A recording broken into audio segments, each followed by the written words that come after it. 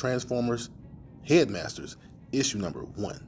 So the first thing we see is this caption describing Cybertron at this time of war. And on the page, you see Scorponok and some of his Decepticons marching some captured Autobots towards the smelting pool. That is, until they are ambushed by Fortress Maximus and a bunch of Autobots who've come to fight back.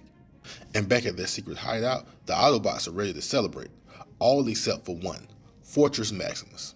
Fortress Maximus is tired of this cycle that I mentioned earlier, of always being at war. So what is his solution? Simple. Leave Cybertron. Take any Autobots that desire peace and are tired of war to this planet that he's been researching called Nebulous. And after some back and forth, his Autobot brethren, including the Technobots, agreed to go along with the plan to go to Nebulous and find peace. And once they land, Fortress Maximus sends the Autobot Highbrow with a message to the inhabitants of the planet, letting them know that they come in peace and that's what they desire in coming to their planet. Meanwhile, in Karaja, the capital of Nebulous, the Council of Peers have heard about these robots landing and they have gathered to figure out what to do with them.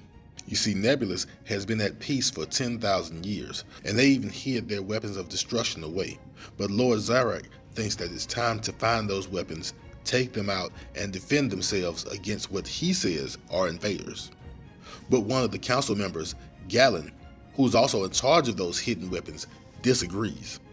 And after some back and forth, Lord Zarak comes around on the idea of peace, or at least we think, because as Blur shows up as this envoy for the Autobots.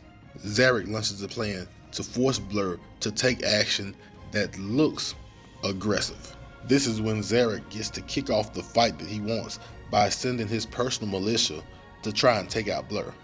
Of course, this doesn't sit well with some of the Autobots. Fortress Maximus still wants to try and make peace, but other Autobots want to defend themselves.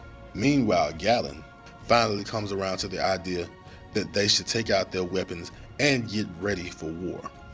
And it's a battle we get, with Kup being highlighted because Kup is not trying to talk peace in the middle of this fight. But Fortress Maximus is insistent on finding a way to make peace on this planet. They have to gain trust with the Nebulans.